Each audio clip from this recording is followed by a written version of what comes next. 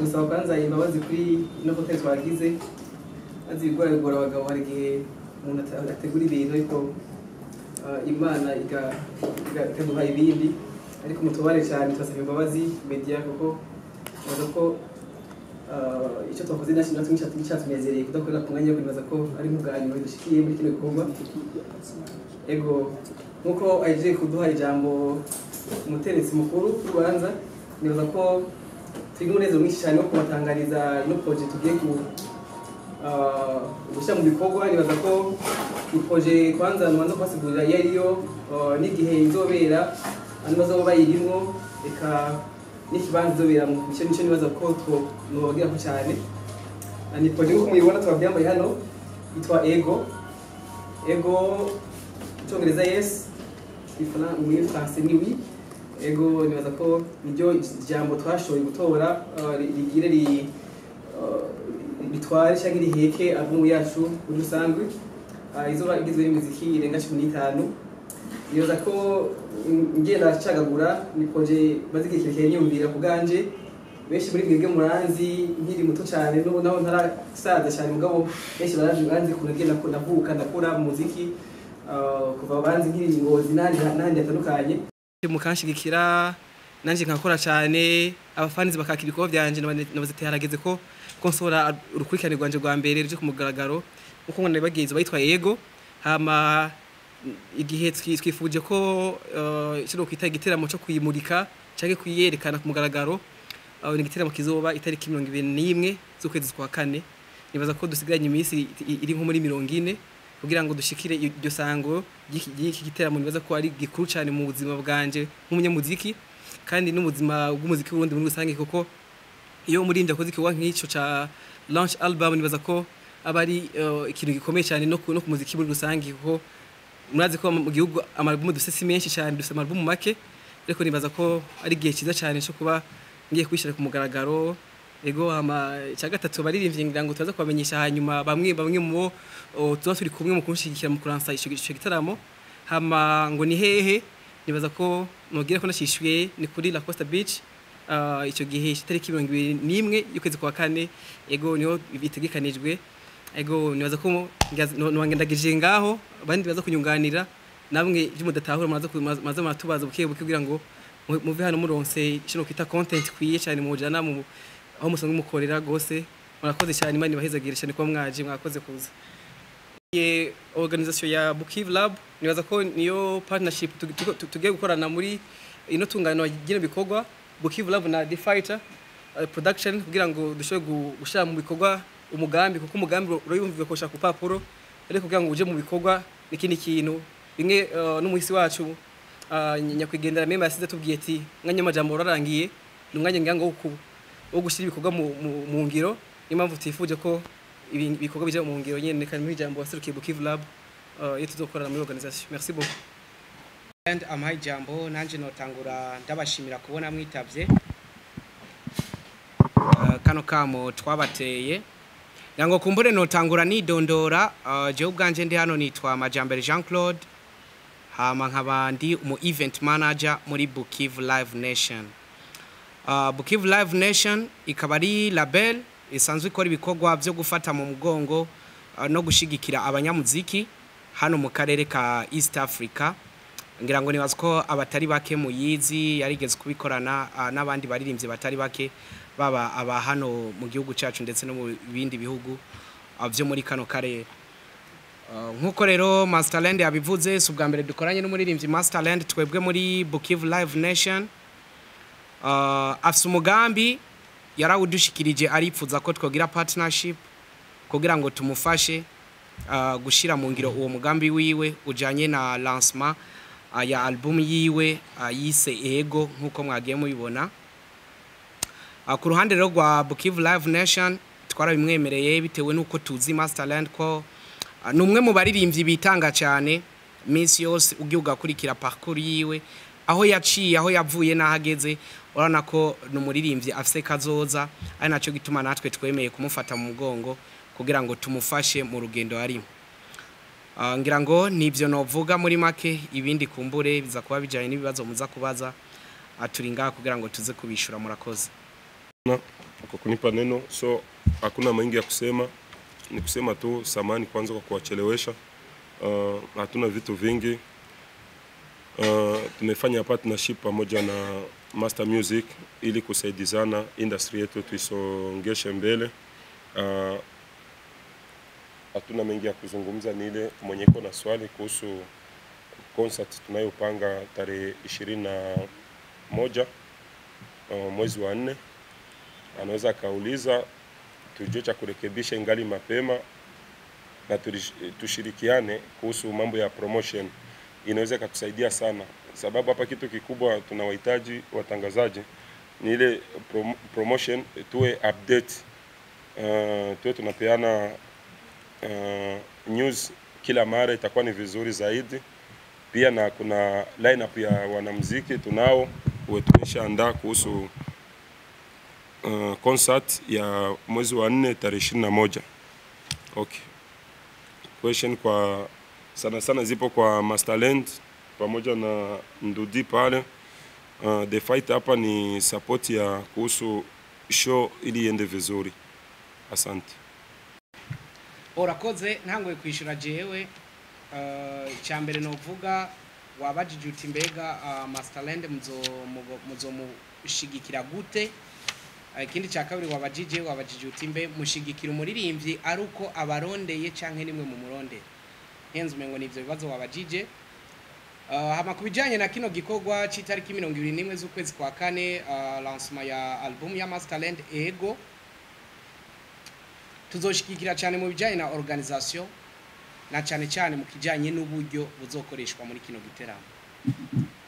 Hanini bizokorwa na VICHOU Live Nation, ko murazi ko ni gikorwa kinini, ni gikorwa kinakenera uburyo butari buke, kugira ngo nico gituma nawe yavuze ati ndakeneye wumfata ukuboko kugira ngo bino bikorwa bizoshobore kugenda neza uko turiko turakora tubandanye dutera imbere. Kindi cya kabiri tuzomufasha ni kubijanye no kuzodandaza no album. Baza ko hazobaho multiplication de CD n'ivyo kuzidandaza ndetse n'ubundi buryo bwinshi bwo kudandaza umuziki bugezweho. Nibaza ko tuzokorana na Master Music serukiwe na Masterland kugira ngo bino bikorwa bishobore kugenda neza. Ari nigishoboka umuziki murazi ni business, kugira ngo Masterland ubwiwe ndetse na VICHOU Live Nation n'uwundi wari we wese na industry musicale yo mu Burundi ishobore kugira ico yungutse muri kino gikorwa. Ku kibazo kigira kabiri, sinovuga ko Masterland niwe muririmbyi wa mbere akoranye na VICHOU Live Nation. Masterland ari mu bandi kumbure n'abandi binyuma. Iyo tugomwe ibikorwa byabo harabo turondera n'abaturondera, hama twumvikanya hakabaho umwumvikano ku mpande zose, turaheza tugakorana kugira ngo wari we wese ashobore gutera imbere. Murakoze mukuru ku kibazo mwatwajije.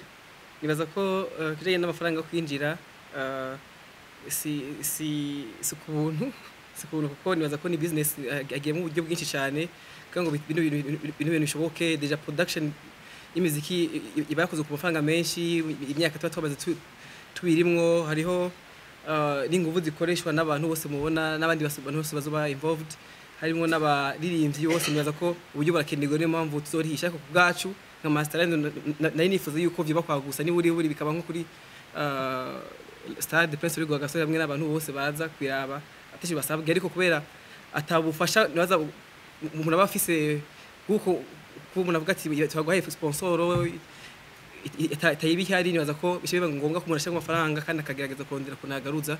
Impamvu tuzorihisha, ariko amafaranga tuzorihisha nitwavugiye hano kugira ngo ma information tuzoze turaba muri minsi 40 ya promotion. Nibaza ko nivyo birimwo ego.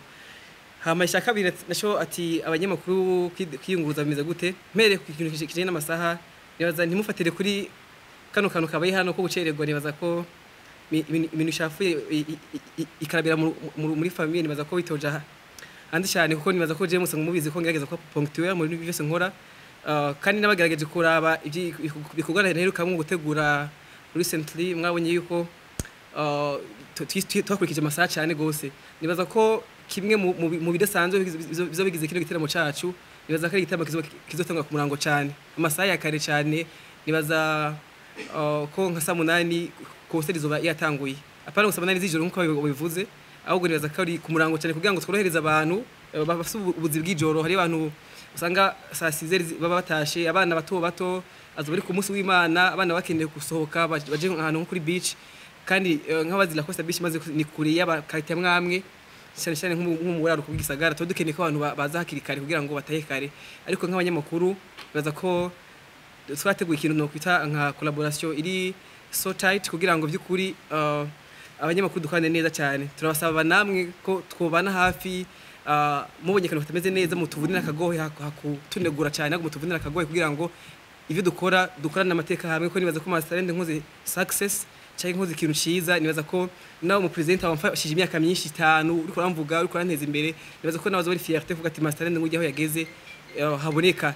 Nifuza ko tokana hafi rero, nibaza natwe mu byo tateguye abanyamakuru je no kuzokorana nabi yateguye neza cyane, kandi nibaza ko kwiyunguruza gufatwa neza byose na kibazo kizoba gihari, nibaza ko twabiteguye bien avant kandi bizogenda neza mu kukuru. Murakoze. Ndio ni kitu kimoja, kama kiko budget show inaendaga vizuri, kama kuna budget show itakuwa tumbaya. Show ni budget, ukipanga budget vizuri show inaenda kwa vizuri.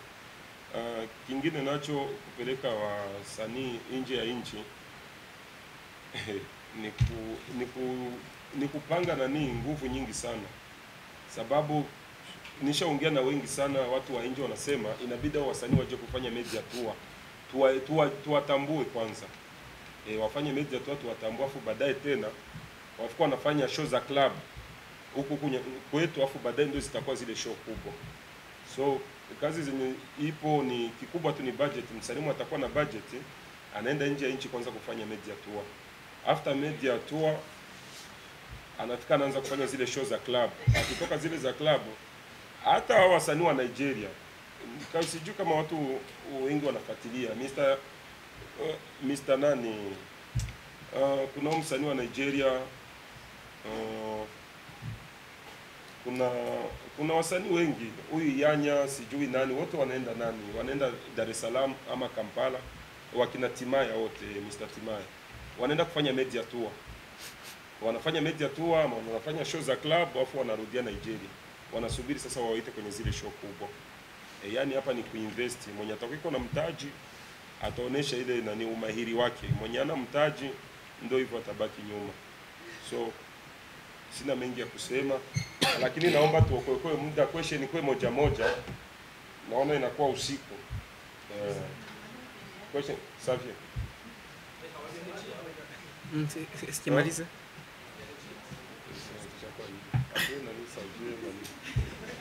Urakoze cyane Kibodo. Nibaza ko ijambo ego, nibaza ko cyari ikintu gikomeye kugira ngo mugitahure, ariko nibaza ko nanje ubushobozi mfise bwo gusatahura ukibatahuza, nibaza ko cyomba umwanya muremure ko n'ikintu nyumvira igihe kirekire.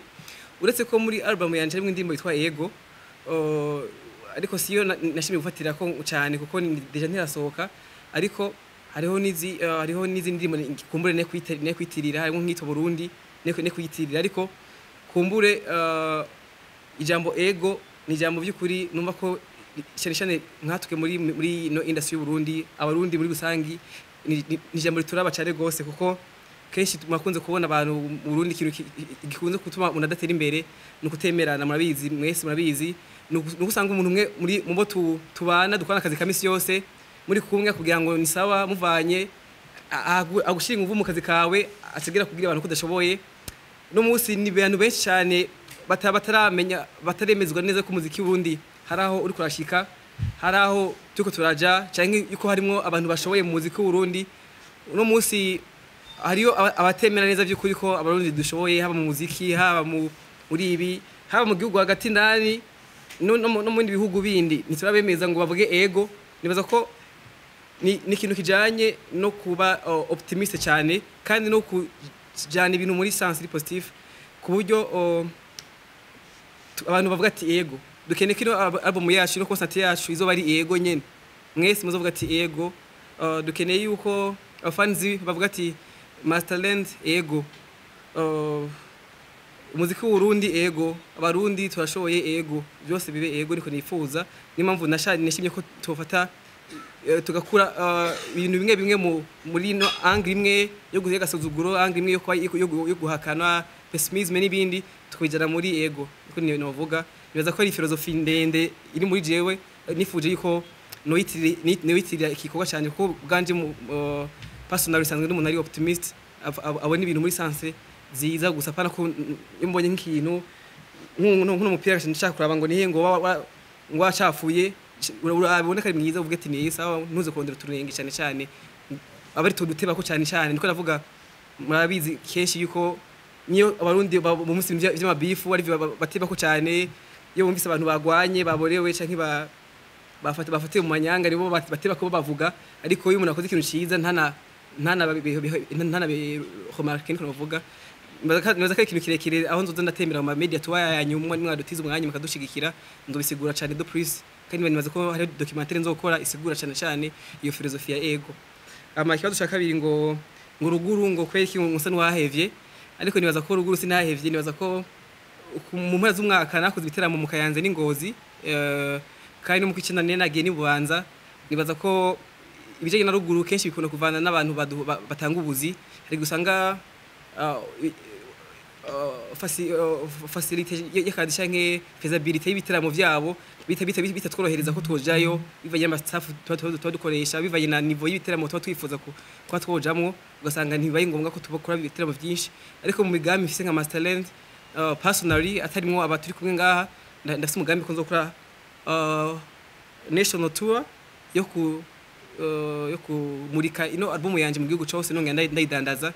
Nibaza ko ico ni kimwe mu bizokemuka. Ndifuza ko inyuma yibi umwaka umuci na hehe ndiko ndazunguruka mu gihugu, ndiko ndazunguruka nerekana ino album. Murakoze, nibaza navyishuye kivodo.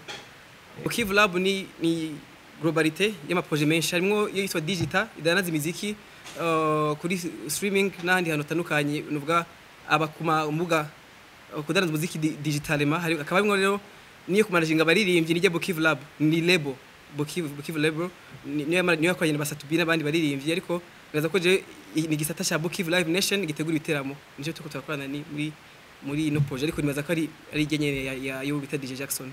Yego, nkuko mwagiye kubiraba ni yari conférence de presse y'umuririmbyi Masterland, umuririmbyi ariko aratwemezana cyane abari mu rukundo, arabashika ku nyota kuko indirimbo ziyo zose mugagaje kuraba kuri YouTube ni benshi ntavuze barakurikirana cyane kuko aratanga amajambo y'ukuri, amajambo ushobora kubwira mugenzawe kugira nyene muba muri mu bintu cy'urukundo akumva kweri ko kamushitse, ndetse araririmba n'izindi yaririmbye sabwe mana nyinshi cyane. Masterland ni sawa? Ni sawa cyane.